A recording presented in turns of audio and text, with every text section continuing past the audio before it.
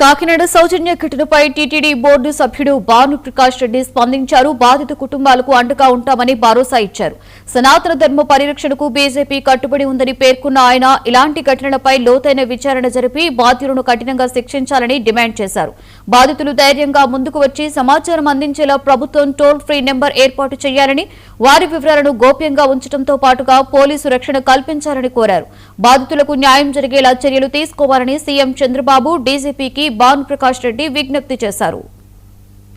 వందల సంవత్సరాలుగా దాడులు చేసినటువంటి మొఘలులు చరిత్ర మరవక ముందే ఈరోజు లవ్ జిహాదీ పేరుతో హిందూ సనాతన ధర్మంపై దాడులు జరుగుతున్నాయి. కేరళ ఫైల్స్ కాకినాడకు తగిలింది. మిత్రులారా, లవ్ జిహాదీ పేరుతో కేరళలో అమాయక హిందూ మహిళల్ని మోసం చేసి వంచి ఒక రాక్షస ప్రవృత్తితో రాక్షసుల్లా వ్యవహరిస్తున్నటువంటి మత ఛాందస్యవాదులు ఈరోజు సౌజన్య, కాకినాడలో సౌజన్య వారి కుటుంబం నదిలో దూకి చనిపోవడం చాలా బాధాకరమైన సంఘటనగా నేను భావిస్తున్నాను. సాదిక్ సౌజన్య అంశం ఈరోజు యావత్ దేశాన్ని కదిలిస్తూ ఉంది. కొన్ని వంద పశ్చిమ గోదావరి జిల్లా ఉండి గ్రామం